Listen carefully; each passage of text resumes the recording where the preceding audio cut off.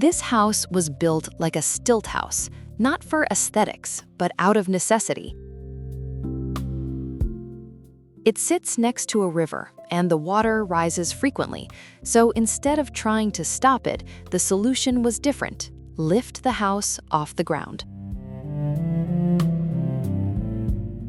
This is the Narula House, designed by John Pardey architects in the United Kingdom.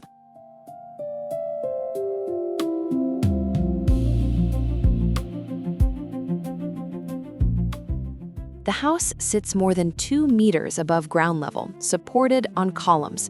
This allows water to pass underneath without affecting the structure, and also creates a usable space below for circulation, shade, and even parking. From that decision, the rest of the design takes shape. The house is a long, linear volume, like a bar suspended over the site.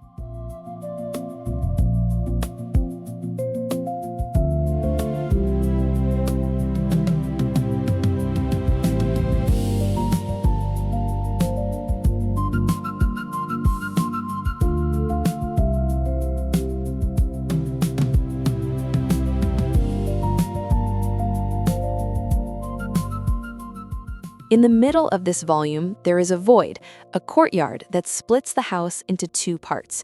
On one side, the social area, living room, kitchen, shared spaces, all open with large glass surfaces facing the river. On the other side, the more private spaces, bedrooms, office, support areas, more closed, more controlled. This courtyard solves several things at once. It brings in light, ventilation, and creates a direct connection to the outside, even with the house elevated.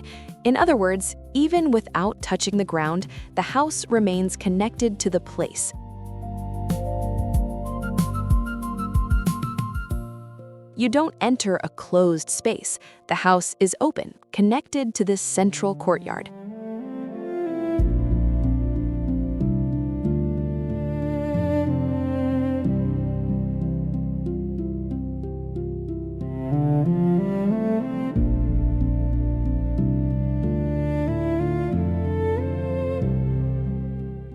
Another important point is orientation.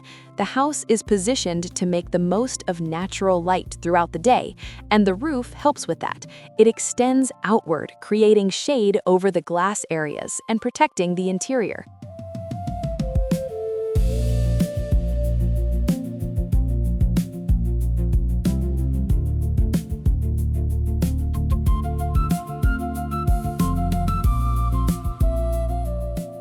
The structure follows the same logic, a lightweight system with minimal columns and a volume that almost seems to float.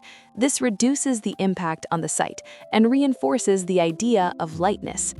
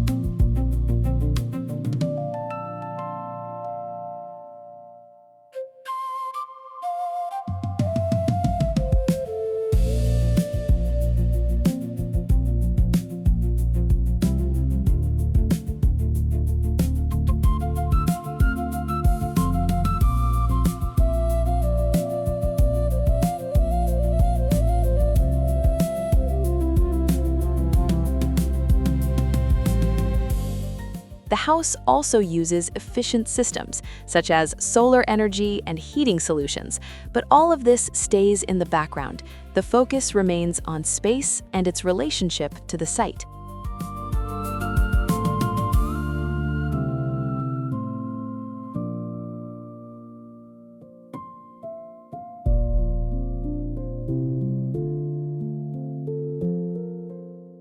The materials also respond to the context.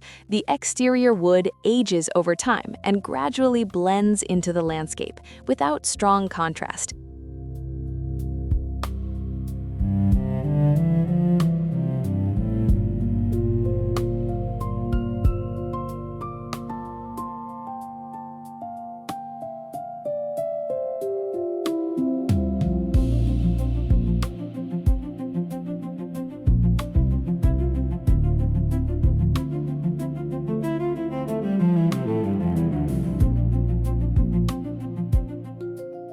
In the end, the Narula House is simple to understand.